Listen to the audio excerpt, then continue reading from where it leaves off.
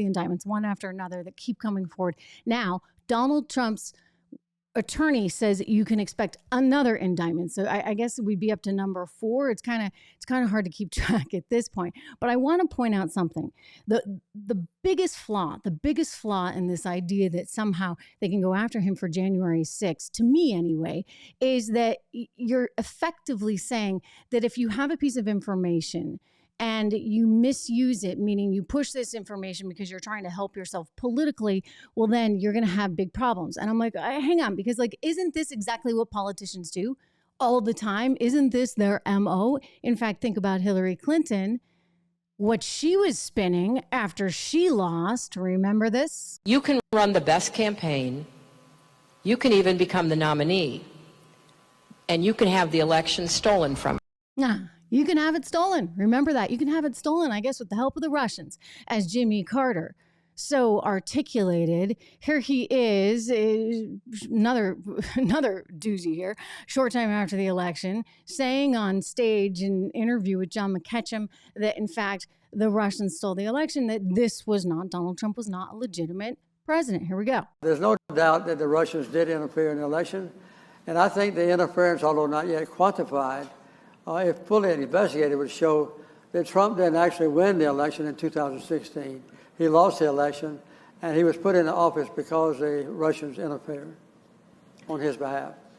So do you believe President Trump is an illegitimate president? Based on what I just said, which I can't retract. Funny. So, in other words, they were saying this stuff. They were saying this stuff first.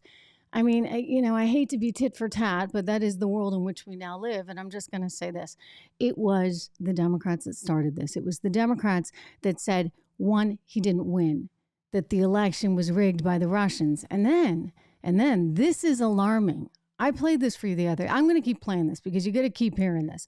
This is Hillary Clinton in August of 2020, trying to say that, you know what, if it looked like Trump was going to win again, well, then that Biden should not give up under any circumstances whatsoever, that he had to cling, that he had to hold on. Don't listen to me. Here she is herself. Here we go. Speaking to her good friend who was one of her PR people who had a podcast. You know, Joe Biden should not concede under any circumstances because I think this is going to drag out, and eventually I do believe he will win if we don't give an inch. You get the message. Don't give an inch. He'll win eventually as long as we don't give in. You know, and not only was she not willing to give in, no matter what, and recommending that Joe Biden do that, she actually was saying we need to make sure we have all our own people on the ground. I just say, for what? Listen to this part. So we've got to have a massive legal operation. I know the Biden campaign is working on that. We have to have poll workers, and I urge people who are able to be a poll worker. We have to have our own teams of people to counter the force of intimidation that the Republicans and Trump are going to put outside polling places. So you see what I'm saying? I mean, you've got a little bit of a situation there in that she was unhappy she didn't win. She blamed the Russians with the whole help of the Democrat Party. In fact, the Republicans actually, I think this morning, they just released some 24 minutes. You can watch it if you want. If you have 24 minutes to devote to this, of just one after another Democrats saying over and over and over again that the election had been stolen and rigged by the Russians. So that was all out there. When it turned out, everything that they were alleging actually turned out in the way that they were alleging it to not be true.